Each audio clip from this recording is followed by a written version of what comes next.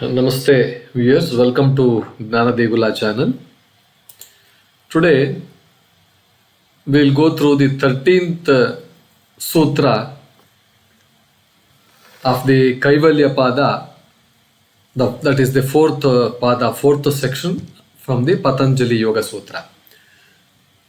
The sutra is Te vyakta-sūkṣmāḥ guṇātmānaḥ. Te vyakta-sūkṣmāḥ guṇātmānaḥ. Now, te means they. It refers to certain things. Vyakta, they manifest. Vyakta means visible. It is appearing. It looks.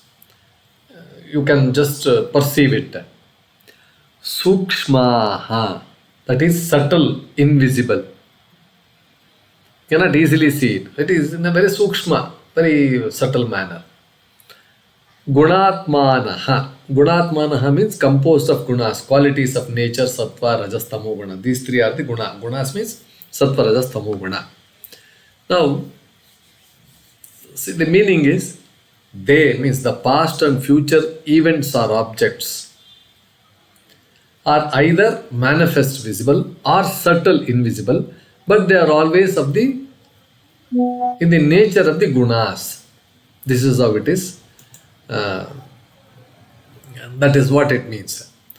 This means everything in existence, whether we can see it now or not, exists as a combination of gunas. Everything is in existence only. Either they can be seen or they cannot be seen, but they exist as a combination of this sattva, rajas, tamo guna. Sattva guna is like purity, clarity, something like that. There's no, see, you can't translate so easily. Rajas is activity, restlessness, and tamas is inertia, ignorance. So these are the building blocks of all material phenomena. Entire universe is made of this three gunas. That is, three gunas is sattva, rajas, tamo gunas. It is made up of all these three gunas. Now, certain things are visible. That is vyakta. Vyakta means it is you can see them, like objects, people, emotions you currently experience. All these things are vyakta. Vyakta means which exhibit. They are exhibited. Others are sukshma, avyakta, or subtle, like impressions, memories, future tendencies, or unseen forces. They are all, but they still exist within the same field of gunas. Say, gunas, not only they are there with the vyaktas and avyakta also, visible and sukshma also, subtle things also. These gunas, sattva, rajas, tamo gunas are there. This explains why karma, memories and latent impressions, vasanas, can influence you even if you are not consciously aware of them. Because they are all hidden, they are all sukshma, they are all in a very fine form. You cannot see them, you cannot just, it doesn't appear there.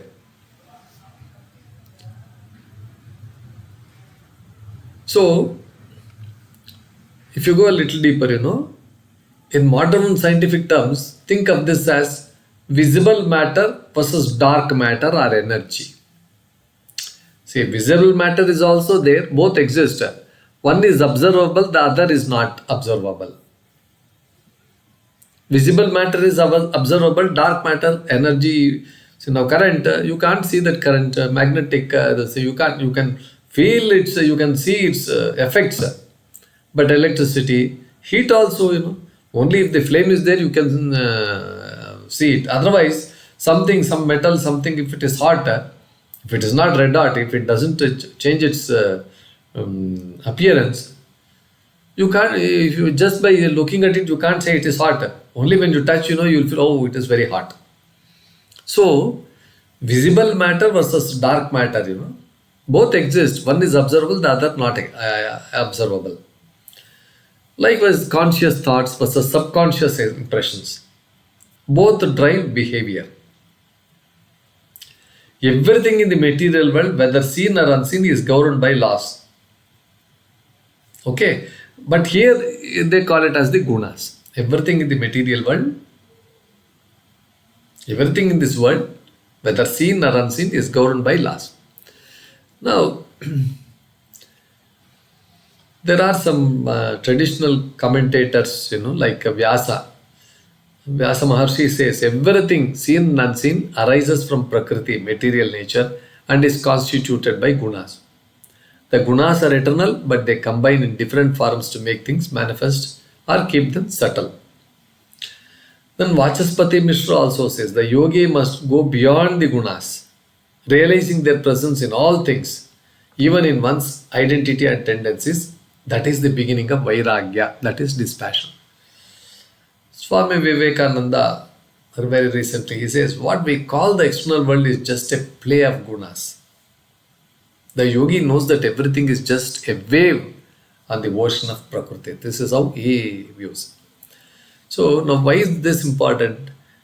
It is important because it reminds us that even if something isn't currently in your experience, like fear, past, life memory, or karmic, it still exists subtly and can manifest. Many things are there in the mind. Only when proper environment is there, it will start manifesting. Realizing this helps a yogi become more conscious, more detached, and more focused, centered. It's also a reminder of the hidden patterns in our mind and environment. There are certain things like that. It keeps on reminding. So everything, whether gross or subtle, manifest or hidden, is formed of the three gunas. The world is not made up of solid objects, but of patterns or qualities. So viewers, this is the explanation for this sutra number 13. I hope this was quite interesting. Please like, share, and then subscribe to my channel. Thank you viewers for your valuable time in listening to this. Thank you.